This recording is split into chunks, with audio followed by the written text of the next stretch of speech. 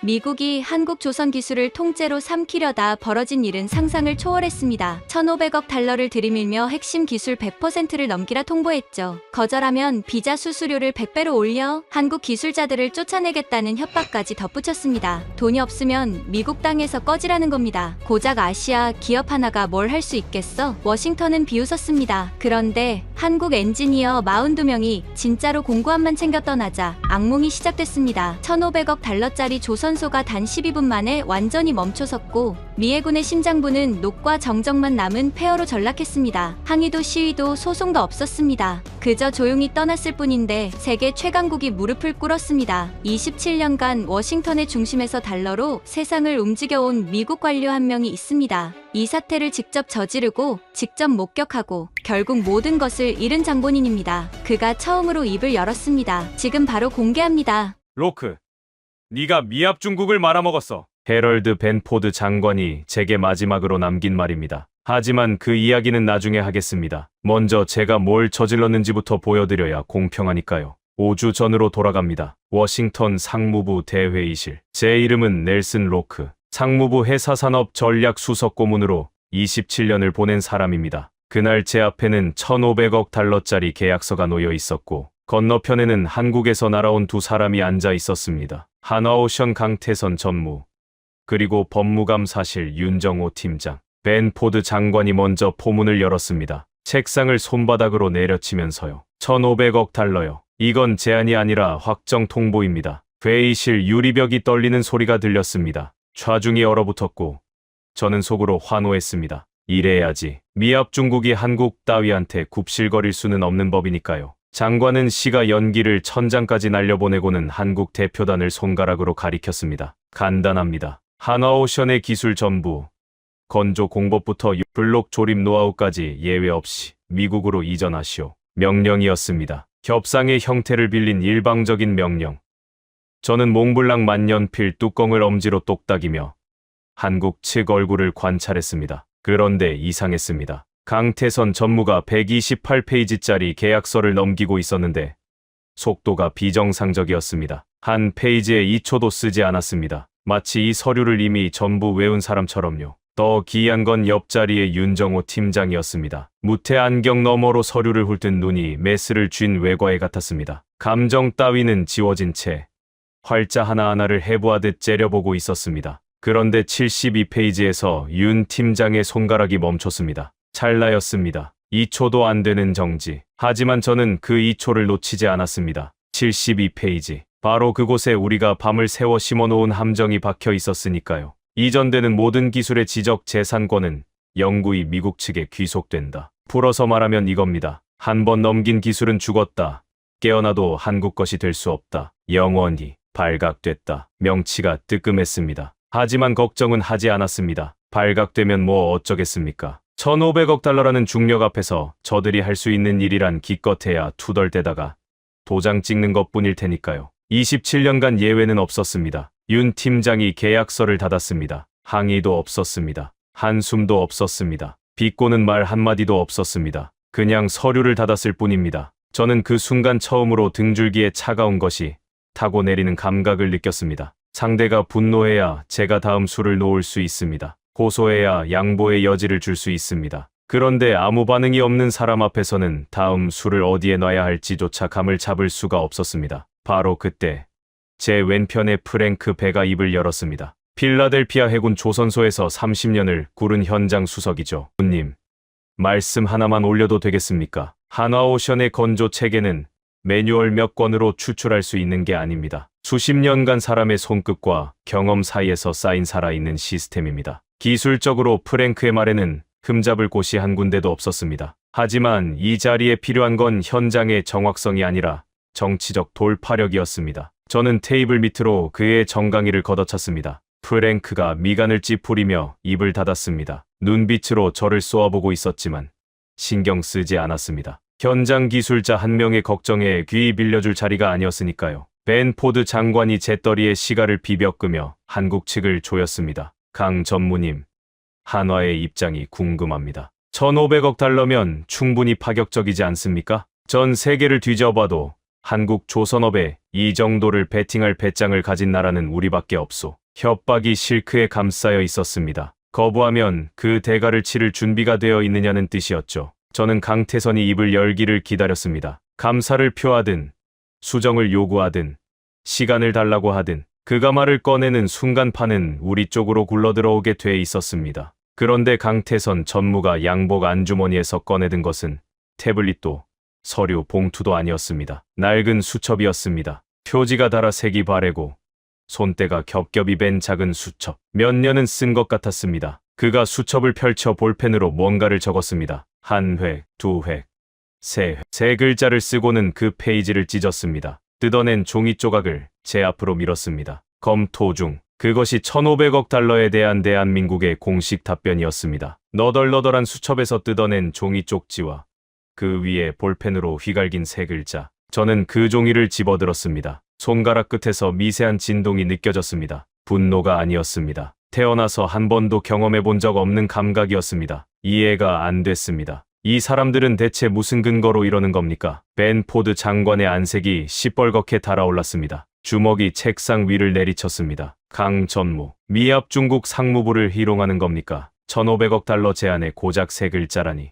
이건 모독이요. 장관이 으르렁거렸지만 강태선의 표정은 꿈적도 하지 않았습니다. 눈을 깜빡이지도 않았습니다. 화산 꼭대기에 올려놓은 바둑돌처럼 주변이 아무리 끌어도 자기는 미동도 없는 사람이었습니다. 27년간 숱한 협상장에 앉았지만 이 정도의 침묵은 처음이었습니다. 숨이 막혔습니다. 강태선 전무가 일어섰습니다. 서류는 한 장도 집어들지 않았습니다. 수첩을 안주머니에 넣고 양복 단추를 잠갔습니다. 윤정호 팀장도 동시에 자리를 떴는데 두 사람의 동작이 마치 사전에 맞춰둔 것처럼 정확했습니다. 저는 거의 반사적으로 소리쳤습니다. 강 전무님, 잠깐만요. 검토 기간이 얼마나 필요합니까? 조건 조율의 여지가 있다면 협의할 수 있습니다. 강 전무가 출입문 앞에서 고개를 살짝 돌렸습니다. 시선이 부딪혔습니다. 그의 눈에서 제가 읽어낸 것은 분노가 아니었습니다. 멸시도 아니었습니다. 그보다 훨씬 서늘한 것, 무관심이었습니다. 이 방에 1초라도 더 머무르는 건 시간 낭비라고 선언하는 듯한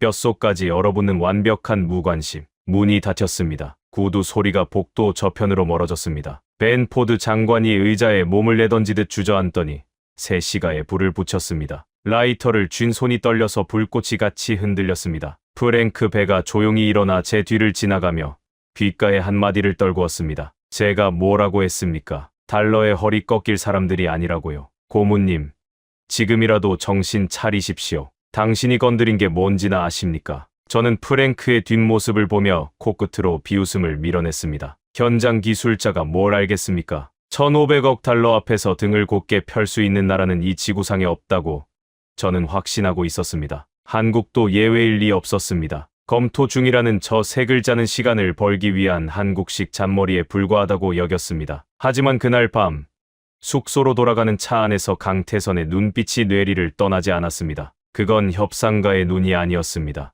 다음 수를 전부 읽어낸 뒤 이미 판 전체를 짜놓고 온 사람의 눈이었습니다. 불안이라 하기엔 너무 희미하고 직감이라 하기엔 너무 또렷한 예감이 가슴 한쪽을 긁었습니다. 건드려서는 안 되는 무언가를 건드렸다는 느낌. 하지만 저는 그 감각을 포토맥 강물 위에 흘려보냈습니다. 우리에게는 1,500억 달러가 있었으니까요. 그 숫자 하나면 충분하다고 저는 스스로를 다독였습니다. 그때 저는 몰랐습니다. 이틀 뒤 벤 포드 장관이 서랍에서 꺼내들 서류 한 장이 저와 미합 중국 모두의 목을 조르는 올가미가 되리라는 것을. 이틀 뒤 벤 포드 장관이 저를 불렀습니다. 장관실에 들어서자마자 시가 연기가 코를 찔렀습니다. 평소보다 더 자욱했습니다. 벤 포드는 마오가니 책상 뒤에서 서류 더미에 고개를 파묻고 있었고 제가 들어와도 눈길 한 번 주지 않았습니다. 저를 한참 동안 세워뒀습니다. 상대를 기다리게 해서 서열의 차이를 각인시키는 것. 그게 이 사람의 방식이었습니다. 한국 놈들, 아직도 감감무소식이라며? 서류에서 눈을 떼지 않은 채 던진 질문이었습니다. 그렇습니다. 검토 중이라는 답변만 남긴 채 실무 접촉을 전부 피하고 있습니다. 장관이 그제야 고개를 들었습니다. 눈빛이 차가웠습니다. 이틀이나 줬는데 아직도 검토 중이라. 내가 너무 인자했던 모양이군. 장관이 서랍을 열었습니다. 서류 한 장을 꺼내 제 앞으로 밀었습니다. 국토안보부 이민국 명의의 특별 공제안이었습니다. H1B 특별 기술 비자 수수료를 현행 1000달러에서 즉시 10만 달러로 조정한다. 100배였습니다. 저는 자신의 눈을 의심했습니다. 장관님, 이건 지나치게 과격하지 않습니까? 수수료를 100배나 올리면 한국 기술진이 자발적으로 빠져나갈 수 있습니다. 벤 포드가 시가를 문 채 느릿하게 웃었습니다. 그게 핵심이야, 로크. 돈 낼 생각이 없으면 기술만 두고 당장 미국 땅에서 나가라는 거지. 아시아 사람들이란 게 말이야. 체면만 좀 세워주면 알아서 기어들어 오게 돼 있어. 근데 이번엔 체면을 세워줄 생각이 없거든. 정신이 번쩍 들 만큼 따끔한 맛을 보여줘야 해. 잔인했습니다. 솔직히 잔인한 수법이었습니다. 하지만 효과는 즉각적일 거라 생각했습니다. 회의실에서 눈 하나 깜짝 안 하던 강태선이라도 자기 밑에 엔지니어 한 명 한 명에게 10만 달러씩 청구서가 날아온다는 소리를 들으면 태도가 달라질 수밖에 없을 테니까요. 기술자가 흔들리면 본사도 흔들립니다. 그게 27년간 제가 배운 역학이었습니다. 저는 그 서류에 제 이름을 서명했습니다. 몽블랑 만년필촉을 종이에 꾹 눌렀습니다. 잉크가 번지지 않게 힘을 조절하면서 그 서명이 제 인생에서 가장 치명적인 실수가 되리라는 것을 펜을 내려놓는 그 순간까지도 저는 전혀 몰랐습니다. 다음 날 아침 필라델피아 해군 조선소 정문 게시판에 흰 A사 용지 한 장이 나붙었습니다. 국토안보부 직인이 찍힌 영문 공문이었습니다. H1B 특별기술 비자 수수료 기존 1000달러에서 즉시 10만 달러로 변경. 저는 직접 현장에 나가서 확인했습니다. 가장 먼저 소리를 지른 건 레리 크로닌이었습니다. 필라델피아 조선소 노조 위원장. 덩치가 곤만한 백인 노동자였죠. 그가 작업복 소매를 걷어올리며 동료들 사이를 누볐습니다. 끝났어. 이제 끝났다고. 외국 놈들이 우리 밥그릇 뺏는 시대는 막 내렸어. 한국 놈들 비자가 10만 달러야.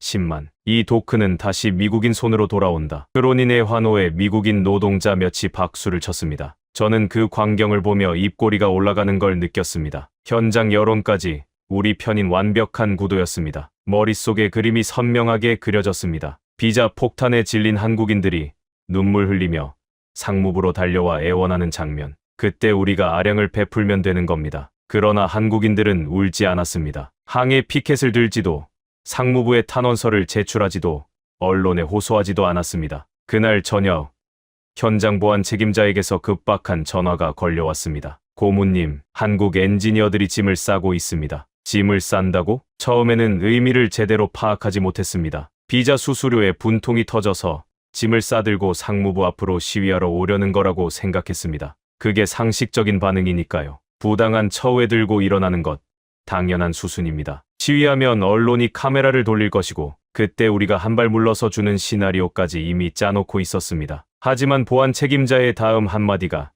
제 시나리오를 갈기갈기 찢어버렸습니다. 시위가 아닙니다. 귀국입니다. 개인 물품을 여행 가방에 넣고 있고 공구함까지 통째로 챙기고 있습니다. 수호하기를 쥔 손에 저도 모르게 힘이 들어갔습니다. 귀국이라고 항해 한마디 없이 저는 즉시 차를 몰아 숙소 단지로 향했습니다. 직접 눈으로 봐야 했습니다. 도착했을 때 한국 엔지니어들은 조용히 움직이고 있었습니다. 고함치는 사람이 없었습니다. 우는 사람도 없었습니다. 그들은 마치 미리 입력된 명령을 수행하듯 옷을 개고 가방 지퍼를 닫고 방 열쇠를 관리실에 반납하고 있었습니다. 모든 것이 한치의 흐트러짐도 없이 정돈되어 있었습니다. 사람은 억울하면 소리를 지르게 마련입니다. 그게 본능입니다. 그런데 이 사람들은 감정이란 것을 통째로 삭제해버린 것 같았습니다. 분노도 서러움도 원망도 보이지 않는 그 질서. 정연함 앞에서 저는 태어나서 한 번도 느껴본 적 없는 종류의 공포에 휩싸였습니다. 프랭크 배가 작업복에 기름때를 잔뜩 묻힌 채 달려왔습니다. 현장에서 바로 뛰어온 모양이었습니다. 고문님,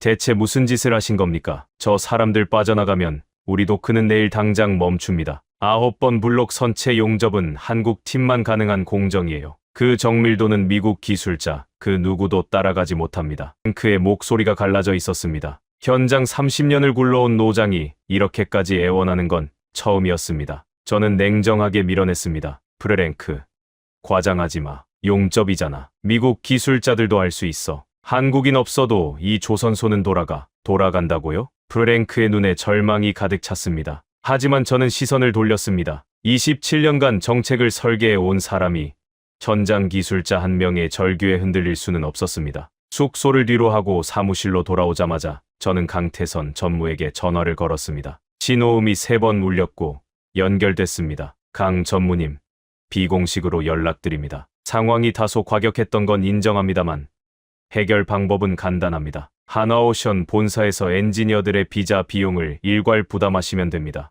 행정 절차는 상무부에서 간소화해 드리겠습니다. 전혀 문제될 것이 없습니다. 여유로운 톤을 유지했습니다. 당근을 던져주는 것이었습니다. 비자 폭탄으로 겁을 주되 하나본사가 비용을 떠안게 만들면 기술자는 남고 우리의 계획도 순조롭게 돌아가는 완벽한 양면 작전이라고 생각했습니다. 수화기 넘어 짧은 침묵이 흘렀습니다. 강태선의 숨소리조차 들리지 않았습니다. 강 전무님, 듣고 계십니까? 또 전화가 끊겼습니다. 저는 멍하니 수화기를 바라봤습니다. 미합 중국 상무부 수석고문의 전화를 한국인이 일방적으로 끊어버렸습니다. 통화 시간 27초. 강태선 전무가 저에게 허락한 시간은 그것이 전부였습니다. 얼굴이 화끈거렸습니다. 분노라기보다는 수치에 가까웠습니다. 27년 커리어 동안 상대방이 먼저 전화를 끊은 적은 단 한 번도 없었습니다. 다시 걸었습니다. 수신 거부. 3번째, 수신 거부. 4번째, 수신 거부. 5번째도.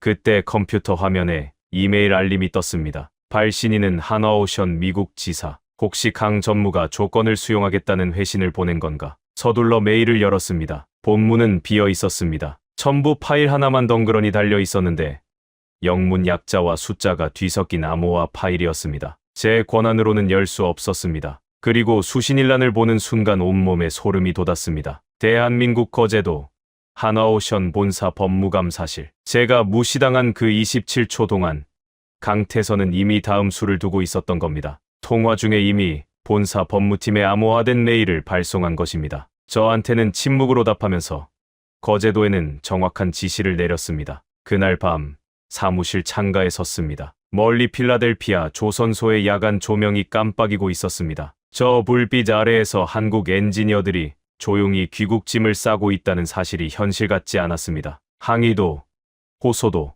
탄원도 없이 그냥 떠나는 것.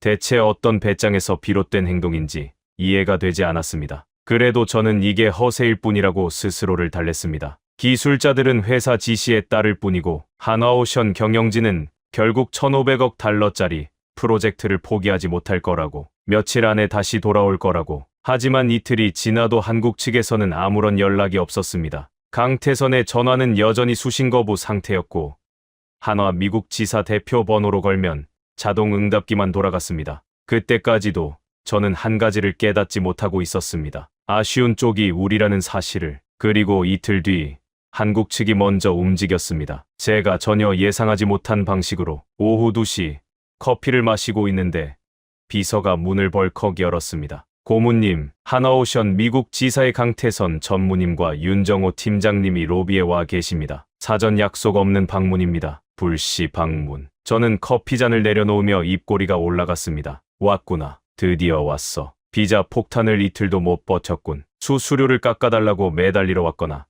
아니면 일부 양보한 기술 이전안을 들고 온 거겠지. 저는 의도적으로 5분간 기다리게 했습니다. 상대를 세워두는 것. 벤 포드 장관에게서 배운 기술이었습니다. 충분히 뜸을 들인 뒤에야 들여보내라고 했습니다. 에스프레소 머신에서 커피 2잔을 더 내렸습니다. 아쉬운 소리를 하러 온 사람에게 커피 한 잔 건네며 아량을 베푸는 모양새를 보여주면 심리적 효과가 배가 되는 법이니까요. 문이 열렸습니다. 강태선 전무가 먼저 들어왔는데 이틀 전 회의실에서 봤던 얼굴과 토씨 하나 다르지 않았습니다. 아무런 감정도 읽히지 않는 그 표정. 뒤따라 들어온 윤정호 팀장은 서류 가방을 하나 들고 있었고 무태 안경 너머의 눈빛은 여전히 메스처럼 날카로웠습니다. 악수를 청했습니다. 반갑습니다. 커피 한 잔 하시겠습니까? 제가 직접 내린 에스프레소입니다. 강 전무는 제 손을 가볍게 잡았다 놓고 소파에 앉았습니다. 커피에는 눈길도 주지 않았습니다. 윤 팀장도 마찬가지였습니다. 두 사람은 앉자마자 저를 정면으로 쳐다봤을 뿐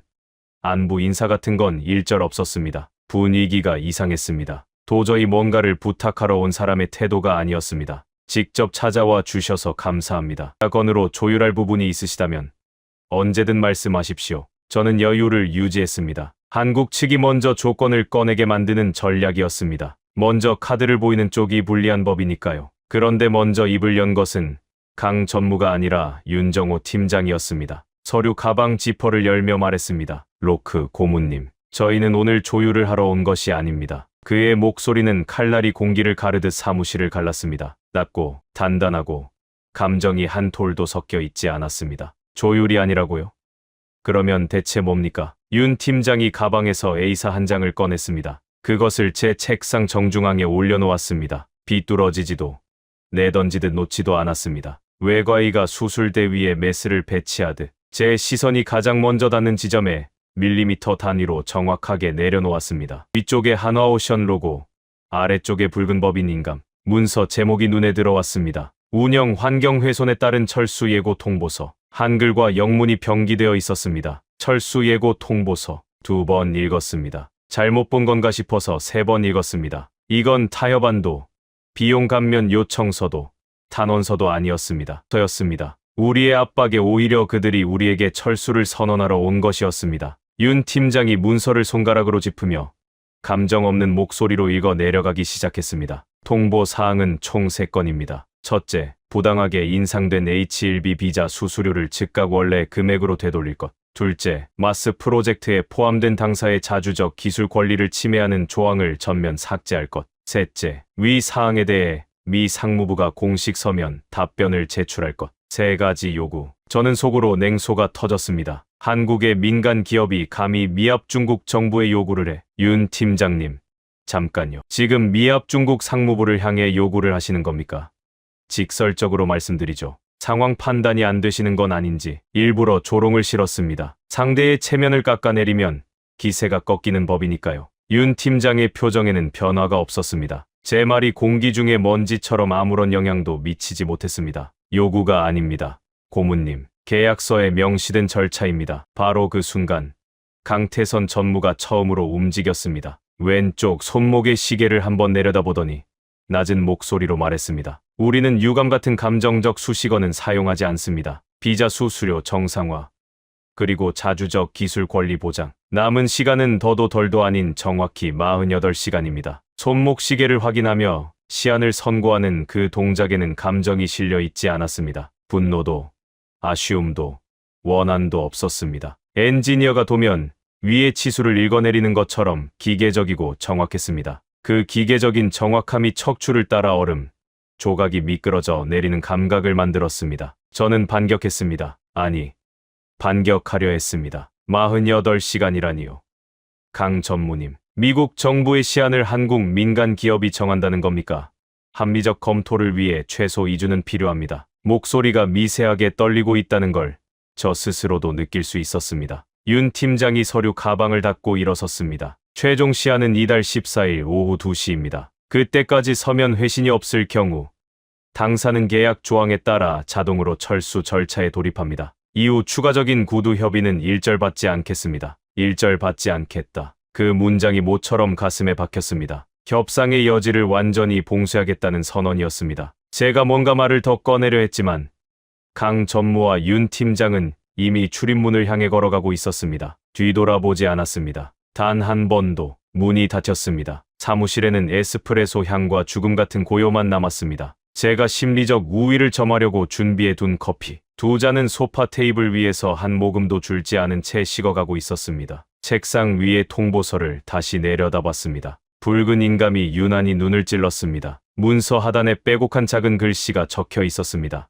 근거 조항, 마스 프로젝트 기초계약서 제4조 2항, 운영 환경 훼손에 따른 핵심 인력 자동 철수 조항, 그리고 그 아래 미국 측 서명일란에 적힌 이름, 넬슨 로크. 제 이름이었습니다. 제 서명으로, 제 손으로 한국 측의 합법적인 철수의 법적 근거를 쥐어준 꼴이었습니다. 제가 만든 무기가 제 목을 겨누고 있었습니다. 손끝이 차가워졌고 통보서를 쥔 손가락에서 힘이 빠져나가는 걸 느꼈습니다. 하지만 흔들리는 모습을 보일 수는 없었습니다. 여기서 무너지면 끝이었습니다. 48시간. 강태선이 제게 준 시간은 그것이 전부였습니다. 그리고 저는 그 48시간 동안 가능한 모든 발악을 해볼 생각이었습니다. 48시간 중 첫 번째 밤을 저는 사무실에서 뜬 눈으로 보냈습니다. 가장 먼저 한 일은 벤포드 장관에게 보고를 올린 것이었습니다. 27년 커리어에서 제가 먼저 장관실 문을 두드린 건 그날이 처음이었습니다.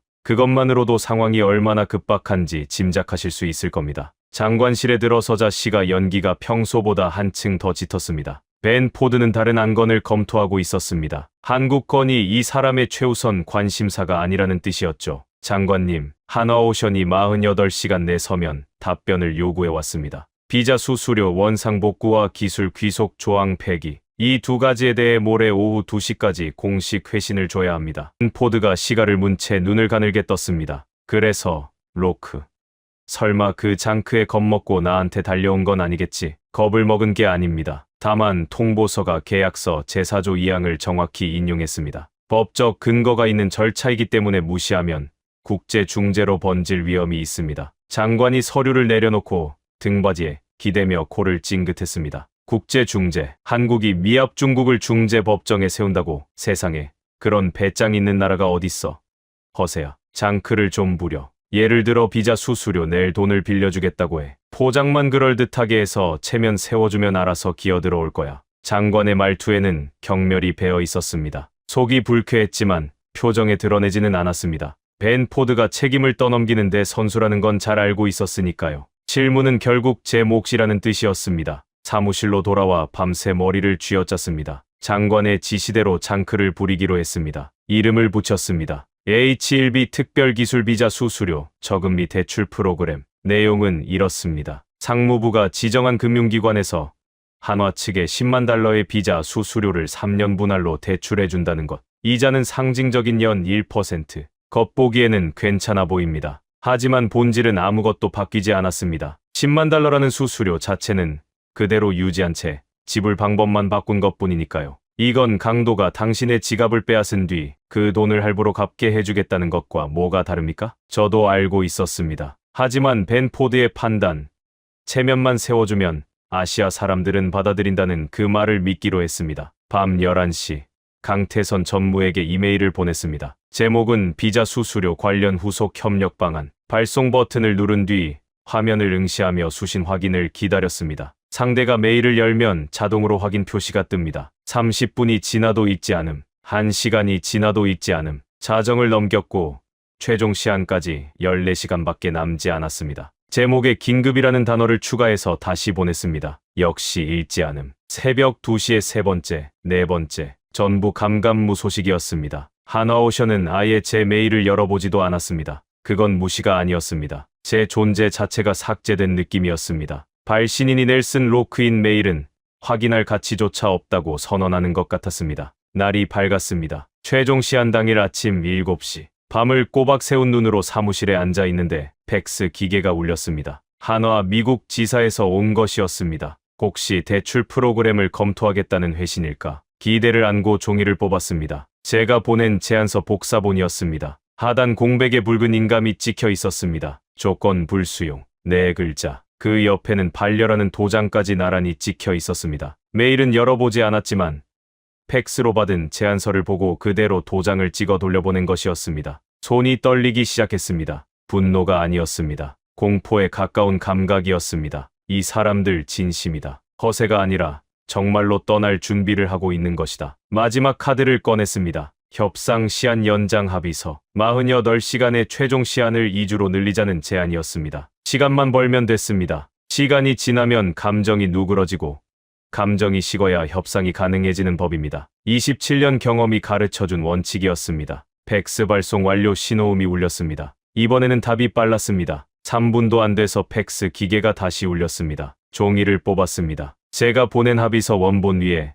또다시 붉은 인감, 불수용. 그리고 이번에는 그 옆에 손으로 쓴 한글이 한 줄 더 있었습니다. 저는 읽을 수 없었습니다. 나중에 번역을 의뢰했더니 이렇게 적혀 있었습니다. 시한은 바뀌지 않고 시계는 멈추지 않는다. 그 문장을 읽는 순간 등골 끝에서부터 머리끝까지 한기가 솟아올랐습니다. 오전 10시, 최종 시한까지 4시간. 설상가상으로 소식 하나가 더 날아들었습니다. 벤 포드 장관이 마스 프로젝트의 성과를 과시하기 위해 CNN, 블룸버그, 로이터 등 외신 기자단을 필라델피아 조선소 현장 시찰에 초대한 것이었습니다. 미국 조선업의 부활을 선전하는 미디어 쇼를 기획한 겁니다. 그의 정치적 야심이 낳은 결과물이었습니다. 기자단이 현장에 도착했다는 보고를 받은 바로 그 순간 전화가 울렸습니다. 필라델피아 현장 책임자였습니다. 고문님, 3번 용접 라인이 멈췄습니다. 심장이 바닥으로 떨어지는 감각이었습니다. 뭐라고? 한국 기술팀이 출근하지 않았습니다. 3번 라인을 담당하던 12명 전원이 오늘 아침 숙소에서 출발하지 않았습니다. 연락도 안 됩니다. 5번 라인도 같은 상황입니다. 2개의 라인이 동시에 멈춰섰습니다. 최종 시한까지 아직 4시간이나 남았는데 한국 기술자들은 이미 현장에서 빠져나가고 있었습니다. 마지막 순간까지 버틸 거라는 제 계산은 처음부터 틀린 것이었습니다. 시한이 끝나기도 전에 그들은 이미 물러나고 있었던 겁니다. 하지만 진짜 최악은 그게 아니었습니다. 외신 기자단이 바로 그 멈춰선 현장을 카메라에 담고 있다는 사실이었습니다. 우리가 미국 조선업의 부흥을 선전하려고 직접 불러들인 기자들이 미국 조선소의 마비 현장을 실시간으로 촬영하고 있었습니다. 벤 포드 장관의 미디어 쇼가 제 발등을 찍는 도끼로 변한 것입니다. 전화가 또 울렸습니다. 레리 크로닌이었습니다. 며칠 전 환호하던 목소리는 간데없고 절규에 가까운 톤이었습니다. 로크, 3번 라인 용접기가 멈췄는데 우리 기술자들은 이걸 되살릴 수가 없어. 한국 팀이 세팅해 놓은 자동화 시스템에 비밀번호가 걸려 있어서 접근 자체가 불가능하다고. 기자들이 카메라를 우리한테 들이대고 있는데 지금 우리가 얼마나 한심하게 보이는지 알기나 해. 불과 며칠 전만 해도 외국놈들 시대는 끝났다고 박수를 치던 사람이었습니다. 저는 수화기를 귀에서 떼고 눈을 감았습니다. 관자놀이가 욱신거렸습니다. 전화를 끊자마자 프랭크 베에게서 연락이 왔습니다. 분노를 넘어선 절규였습니다. 제가 뭐라고 했습니까? 한국 팀 빠지면 도크 멈춘다고 했잖아요. 5번 라인 선체 블록 접합부에서 균열 조짐이 보입니다. 미국 기술자들은 한국 팀의 공정 속도를 절대 따라가지 못해요. 내일 해군 인수 검사인데 이대로 가면 납기를 맞출 수가 없습니다. 반박할 수가 없었습니다. 프랭크가 예언한 모든 것이 한 글자도 빗나가지 않고 현실이 되고 있었으니까요. 오후 1시, 최종 시한까지 1시간. 저는 창가에 앉아 전화기를 지켰습니다. 마지막 한 가닥 희망을 놓지 않았습니다. 혹시 한화가 막판에 연락을 해올지도 모른다고. 벼랑 끝에서 서로에게 퇴로를 열어주며 타협점을 찾는 것.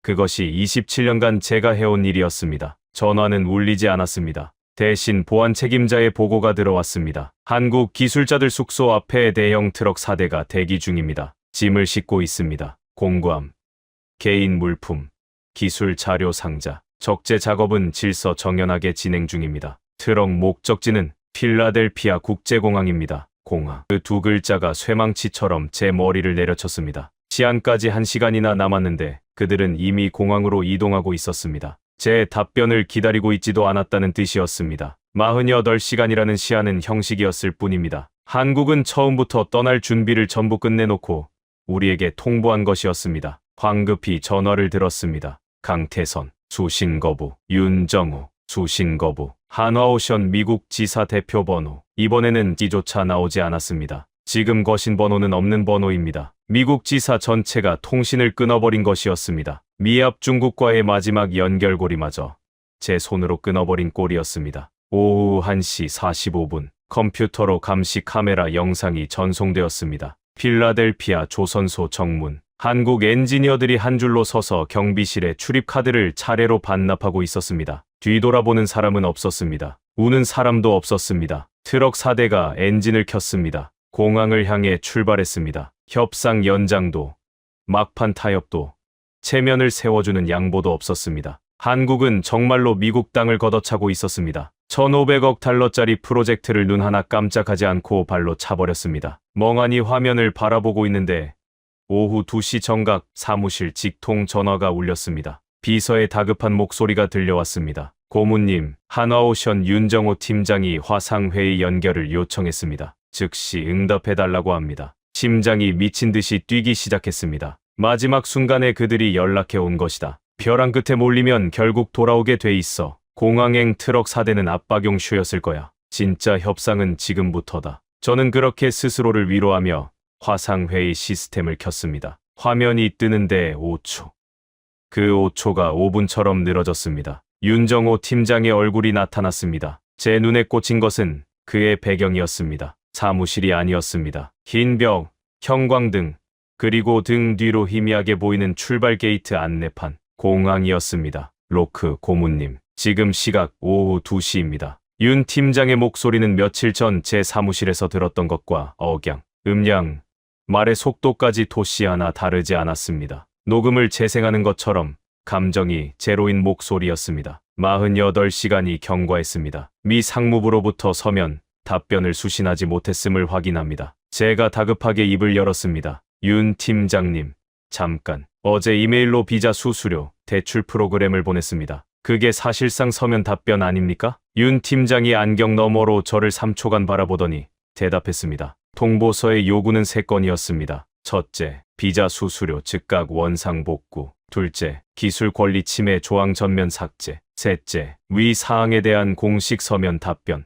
대출 알선은 이 3건 중 어디에도 해당하지 않습니다. 칼날 같은 논리였습니다. 제가 보낸 건 수수료를 유지한 채 지불 방식만 바꾸자는 것이었고, 한국이 요구한 건 수수료 자체의 원상 복구. 본질이 다르다는 걸 저도 알고 있었지만 인정할 수는 없었습니다. 그건 해석의 차이 아닙니까? 실질적 부담 경감이 포함돼 있으니 서면 답변으로 볼 수 있습니다. 해석의 여지가 아니라 숫자의 문제입니다. 현재 수수료 10만 달러, 요구 사항 1000달러. 이 9만 9천 달러의 차이는 해석으로 메울 수 있는 것이 아닙니다. 할 말을 잃었습니다. 숫자 앞에서 말장난은 통하지 않았습니다. 저는 마지막 카드로 돌아갔습니다. 잘 들으십시오. 한화오션이 일방적으로 철수한다면 미 상무부는 계약 위반을 근거로 손해배상을 청구할 것이며 연방법원을 통해 한화의 미국 내 자산을 동결하겠습니다. 윤 팀장이 화면 아래에서 서류를 꺼내 카메라 앞에 펼쳤습니다. 마스 프로젝트 기초계약서 72페이지, 형광펜으로 그어진 조항이 선명하게 보였습니다. 계약서 제4조 2항을 다시 읽어드리겠습니다. 미국 측의 일방적 행정 조치로 인해 한국 측의 정상적 운영 환경이 현저히 훼손될 경우 한국 측은 별도 합의 없이 핵심 인력 철수를 개시할 권리를 갖는다. 이 경우 한국 측의 철수는 합법적 방어권 행사로 간주하며 미국 측은 위약금이나 손해배상 등 어떠한 불이익 조치도 가할 수 없다. 숨을 쉴 수가 없었습니다. 그리고 본 조항의 미국 측 최종 서명인을 확인해 주십시오. 볼 필요도 없었습니다. 이미 알고 있었으니까요. 넬슨 로크. 또다시 제 이름이었습니다. 제가 마지막으로 내뱉은 말은 이것이었습니다. 필요하다면 국토안보부 명의로 출국 금지 명령을 내려서 당신들 엔지니어의 출국을 막겠습니다. 말을 뱉고 나서 저 스스로도 그 생각이 얼마나 치졸한지 느꼈습니다. 하지만 궁지에 몰린 사람은 수단을 가리지 않는 법입니다. 그때 화면에 강태선 전무의 얼굴이 나타났습니다. 윤 팀장 옆에 서 있었고 뒤쪽으로 공항 게이트 안내 방송 소리가 들렸습니다. 고모님, 지금 자유민주주의 국가의 공직자로서 외국인 노동자를 강제로 가두겠다고 말씀하시는 겁니까? 등골이 순식간에 얼어붙었습니다. 이 발언이 현재 녹화되고 있다는 사실은 인지하고 계십니까? 화면 상단, 빨간 점 하나가 깜빡이고 있었습니다. 처음부터 녹화 중이었습니다. 제가 위약금을 협박하고 출국 금지를 언급한 모든 장면이 기록되고 있었습니다. 윤 팀장이 마지막 통보를 했습니다. 운영 환경 훼손 조항에 의거하여 당사는 지금 이 시간부로 모든 기술 지원과 인력 파견을 무기한 중단합니다. 감사합니다. 화면이 꺼졌습니다. 검은 모니터에 제 얼굴이 비쳤습니다. 핏기가 빠져나간 반백의 관료가 입을 반쯤 벌린 채 화면을 응시하고 있었습니다. 30초도 지나지 않아 프랭크 베에게서 전화가 왔습니다. 비명이었습니다. 고문님, 메인 시스템 접근 권한이 잠겼습니다. 한화오션 서버에 연결된 프로그램 전부 건조 공정 관리, 자재 물류, 품질 검사 데이터베이스가 통째로 꺼졌습니다. 비밀번호가 바뀐 게 아닙니다. 시스템 자체가 셧다운됐어요. 화면에 자동 암호화 처리 완료라는 문구만 뜨고 아무것도 할 수가 없습니다. 사람이 떠나고 시스템이 닫히고 데이터가 잠겼습니다. 48시간 전 제 책상 위에 놓인 애인의 통보서에 예고된 모든 것이 한치의 오차도 없이 실행되었습니다. 저는 의자에 몸을 내던지듯 주저앉아 천장을 올려다봤습니다. 형광등 불빛이 눈을 찔렀지만 감지 않았습니다. 1,500억 달러짜리 프로젝트가 완전히 숨을 거두기까지 걸린 시간, 오후 2시부터 서버가 꺼진 시각까지 불과 12분이었습니다. 나흘이 지났습니다. 필라델피아 해군 조선소는 죽어가고 있었습니다. 워싱턴 사무실에 앉아서 보고서 숫자만으로는 더 이상 상황을 파악할 수 없었습니다. 숫자로는 전달되지 않는 것들이 있습니다. 냄새, 소리, 공기. 저는 직접 현장을 찾았습니다. 조선소 정문을 통과하는 순간부터 이질감을 느꼈습니다. 소리가 없었습니다. 이 도크가 정상적으로 가동될 때는 정문에서부터 용접 불꽃이 튀는 소리,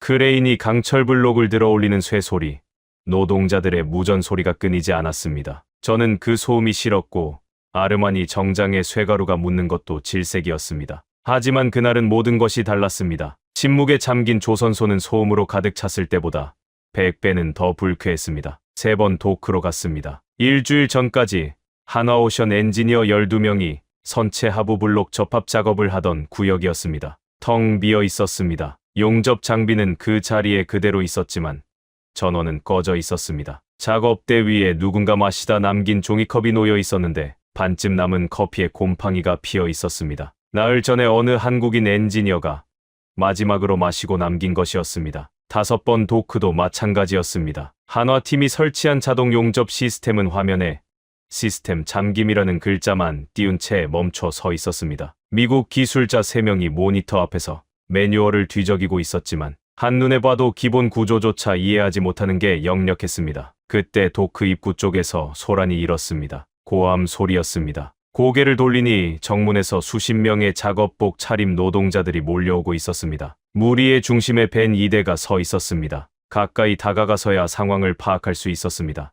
벤에 타고 있는 사람들은 하나오션 엔지니어들이었습니다. 숙소의 마지막까지 남아있던 8명, 공구함과 짐을 싣고 공항으로 출발하려는 참이었습니다. 레리 크로닌이 벤 앞을 가로막고 서 있었습니다. 소매를 걷어올린 굵은 팔뚝이 차보니 뒤에 걸쳐져 있었습니다. 일주일 전 한국인들의 비자 인상에 환호하며 동료들 등을 두드리던 바로 그 팔뚝이 지금은 한국인들의 차를 막아서고 있었습니다. 그 며칠 사이 크로니는 달라져 있었습니다. 라인이 멈추고 시스템이 잠기고 동료들이 멍하니 서 있는 것을 보면서 자신이 무엇을 잃어버렸는지 뒤늦게 깨달은 것이었습니다. 부탁이요. 제발 가지 마시오. 당신들이 빠지면 우리는 전부 끝장이에요. 크로닌의 목소리가 쉬어 있었고 며칠 전에 조롱은 온데간데 없었습니다. 수십 명의 노조원들이 차 문을 붙잡고 매달리고 있었는데 그중 한 명은 눈시울이 벌겋게 물들어 있었습니다. 벤 운전석 창문이 내려갔습니다.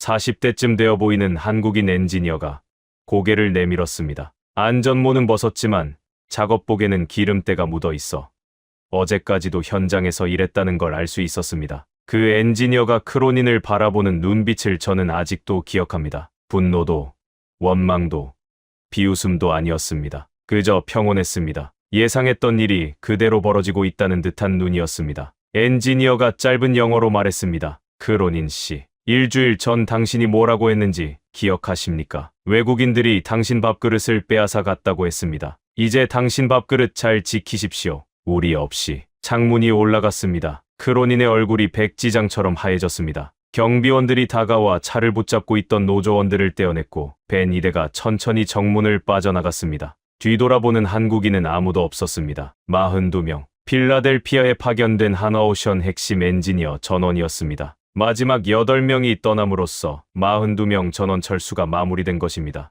그들은 공구함만 챙겼습니다. 기술 매뉴얼도, 공정 데이터도, 시스템 접근 권한도 아무것도 남기지 않았습니다. 크로닌이 저를 발견한 건 바로 그 직후였습니다. 벤이 사라진 정문을 멍하니 보고 있다가 고개를 돌렸는데 그의 표정이 절망에서 분노로 바뀌었습니다. 거구의 사내가 성큼 다가왔고 저는 본능적으로 한 발 물러섰습니다. 크로닌이 제 정장 멱살을 움켜잡았습니다. 그의 주먹이 아르마니 옷깃을 구겼습니다. 얼굴이 코앞까지 다가왔고 기름때와 땀 냄새가 훅 끼쳐왔습니다. 바로 너야, 로크. 너 같은 관료놈 때문에 7,000명이 내일부터 길바닥에 나앉게 생겼어. 7,000명. 가족까지 합치면 15,000명이야. 네가 그 사람들 먹여 살릴 거냐? 침이 제 얼굴에 튀었습니다. 경비원들이 달려와 떼어놓았지만 크로닌의 고함은 멈추지 않았습니다. 정문에 있던 노조원들이 하나둘 저를 둘러쌌고 그들의 눈빛에는 저기가 가득했습니다. 며칠 전까지 동지였던 사람들이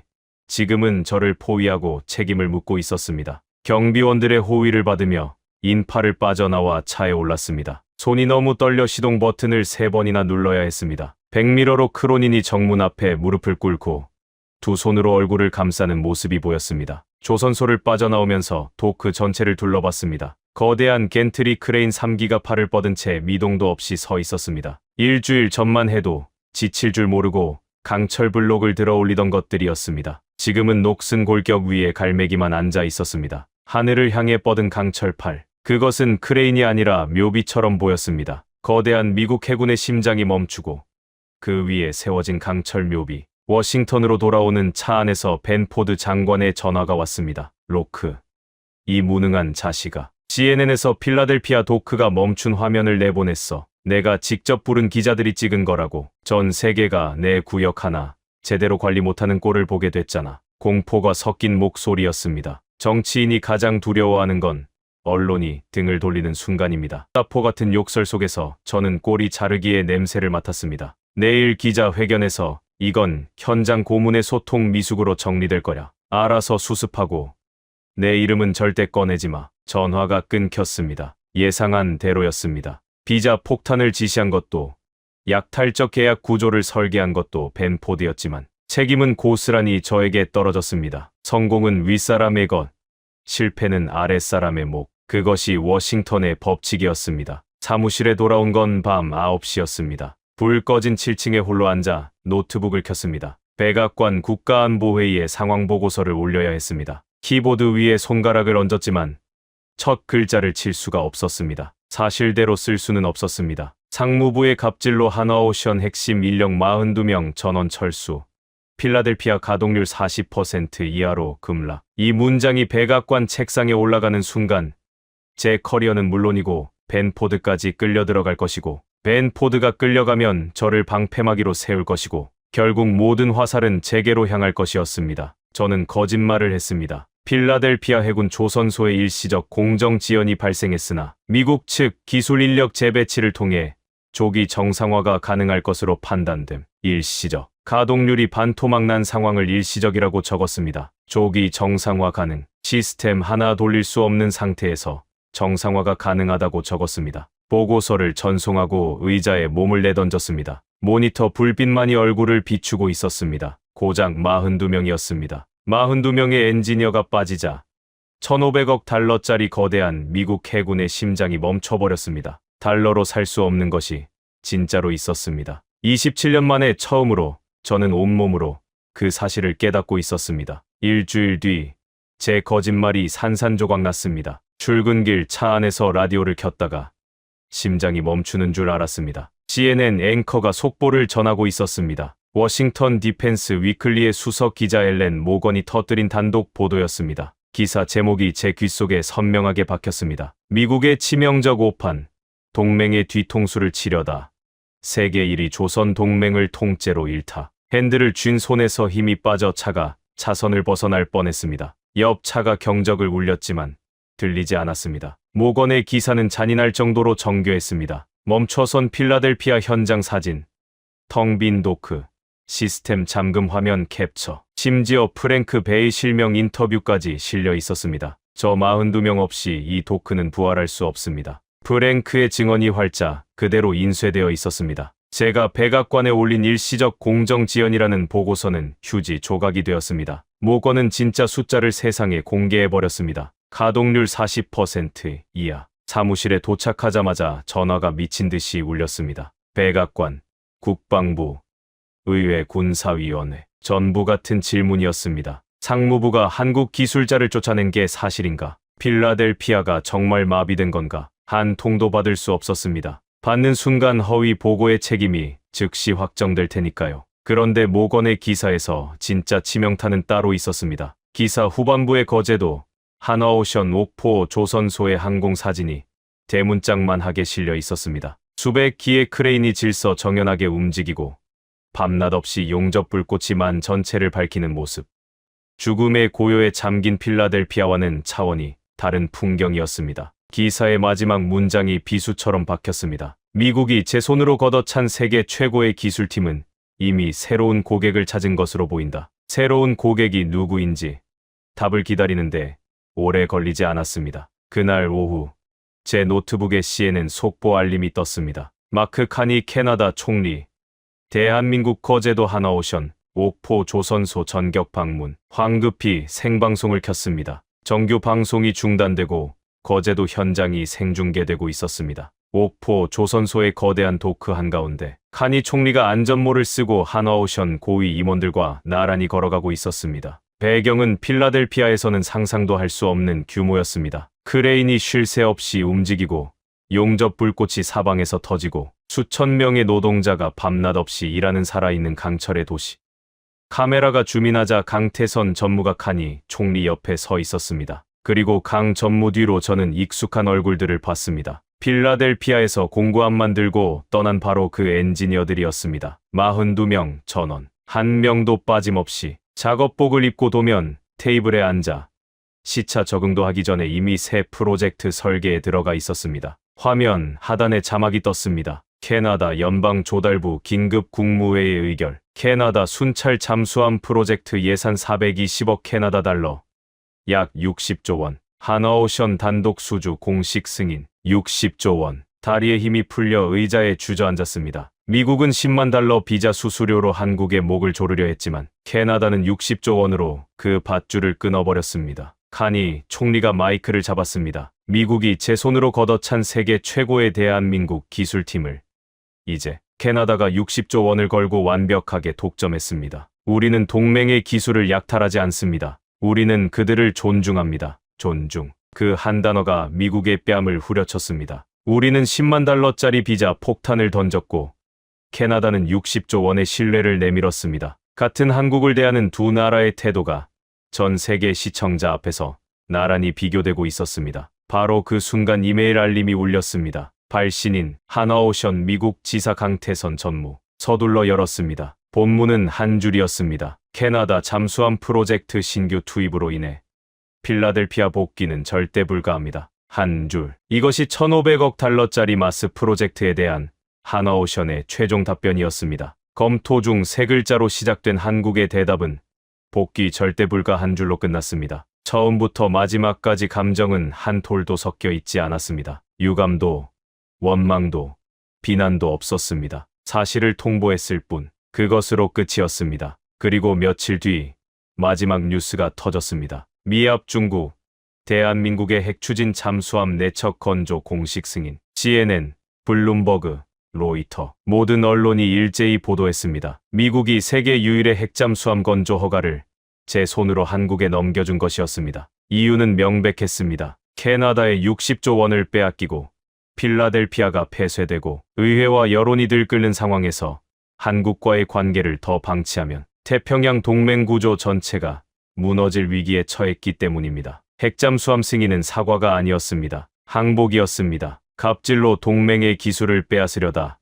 처참하게 실패한 미합 중국이 관계 복구를 위해 더 큰 조공을 바치는 몸부림이었습니다. 1,500억 달러와 10만 달러 비자 수수료로 한국을 지배할 수 있다고 믿었던 나라가 핵잠수함이라는 최고의 선물을 바치며 고개를 숙인 것입니다. 그리고 오늘 저는 이 사무실에서 마지막 짐을 싸고 있습니다. 상무부 7층 고문 사무실. 27년간 지켜온 곳입니다. 창밖으로 포토맥 강이 흐르고 마호가니 책상은 아직 그대로인데 책장도 서랍도 비었습니다. 벽에 걸려있던 대통령 표창, 27년 근속 기념패, 벤포드 장관과 악수하던 사진, 전부 종이 상자 3개 안에 들어갔습니다. 벤포드 장관이 해임된 건 며칠 전 의회 청문회에서였습니다. 끝까지 저 뒤에 숨으려 했습니다. 마이크 앞에 앉아 태연하게 저를 팔아넘겼습니다. 필라델피아 사태의 직접적 원인은 현장 고문의 소통 미숙입니다. 비자 수수료 조정은 고문의 월권이었으며 본 장관은 실무 세부에 관여하지 않았습니다.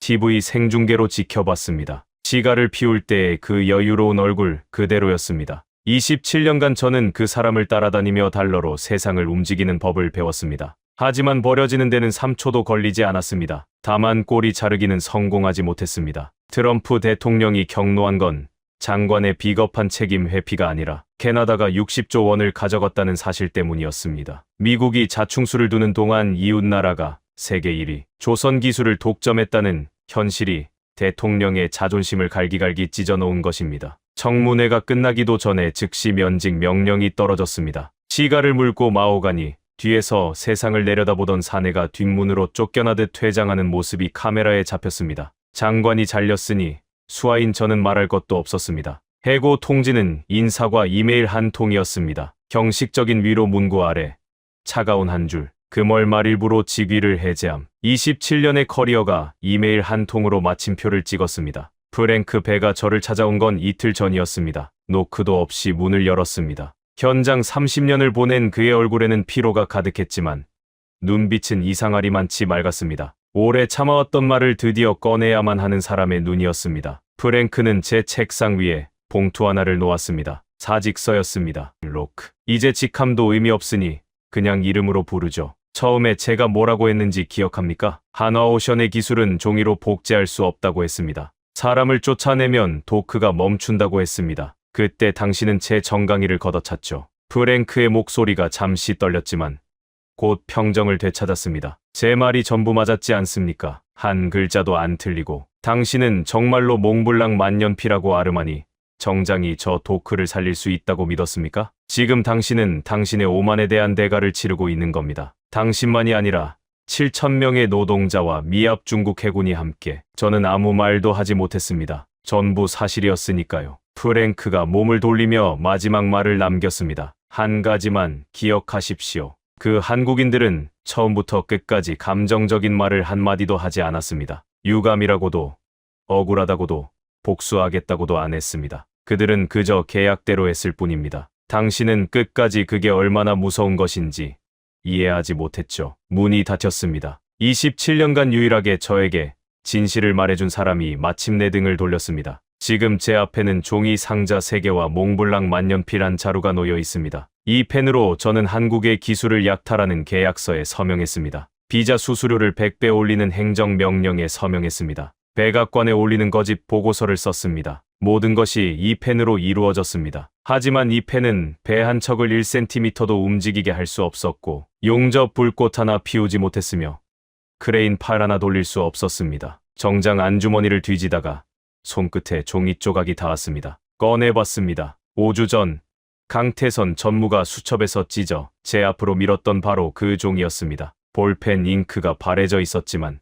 세 글자는 여전히 선명했습니다. 검토중. 저는 그 쪽지를 종이 상자에 넣었습니다. 몽블랑 뚜껑을 열고 수첩의 마지막 문장을 썼습니다. 얄팍한 힘으로 모든 것을 쥐려 한 자는 손가락 사이로 전부 흘려보내게 된다. 펜을 내려놓고 잉크가 마르기를 기다렸습니다. 27년 커리어의 마지막 문장이었습니다. 상자 3개를 들고 사무실을 나섰습니다. 복도에는 아무도 없었습니다. 엘리베이터 버튼을 누르고 문이 열리기 전 뒤를 돌아봤습니다. 고문 사무실 명패가 아직 걸려 있었습니다. 넬슨 로크, 해사산업 전략 수석 고문. 내일이면 떼어지겠죠. 엘리베이터가 내려가는 동안 강태선 전무의 얼굴이 마지막으로 떠올랐습니다. 5주 전 회의실에서 수첩을 찢어 3글자를 밀었을 때 그 무표정한 얼굴. 그 사람들은 달러에 고개를 숙이지 않았습니다. 협박에 무릎을 꿇지 않았습니다. 모욕에 보복하지 않았습니다. 그저 조용히 공구함을 챙겨 떠났을 뿐입니다. 그리고 떠난 자리에서 60조 원짜리 새로운 역사를 써내려가기 시작했습니다. 상무부 정문을 나서자 2월의 칼바람이 얼굴을 때렸습니다. 포토맥강에서 불어온 바람이 제가 든 상자를 스치고 지나갔습니다. 뒤돌아보지 않았습니다. 등 뒤에는 이제 아무것도 남아있지 않았으니까요. 지금까지 넬슨 로크의 고백이었습니다. 42명. 공구함만 챙겨 조용히 떠난 대한민국 엔지니어의 숫자입니다. 12분. 1,500억 달러짜리 프로젝트가 완전히 숨을 거두는데 걸린 시간입니다. 60조 원. 미국이 걷어찬 기술을 캐나다가 두 팔 벌려 맞이한 가격입니다. 그들은 소리 지르지 않았습니다. 시위하지 않았습니다. 복수하겠다는 말 한마디 없었습니다. 묵묵히 자기 공구함을 챙겼고 조용히 등을 돌렸고 그리고 떠난 자리에서 새로운 역사를 써내려갔습니다. 진짜 강한 것은 주먹을 휘두르는 것이 아니라 공구함 하나 들고 조용히 떠날 수 있는 담대함이었습니다. 가슴이 뜨거워지셨다면 댓글에 대한민국 4글자만 남겨주십시오. 이 이야기가 더 많은 분들께 닿을 수 있도록 공유 한번 부탁드리겠습니다. 달러로도 살 수 없는 기술과 자존심을 가진 나라. 그 나라에 살고 있다는 사실이 오늘따라 유난히 자랑스럽습니다.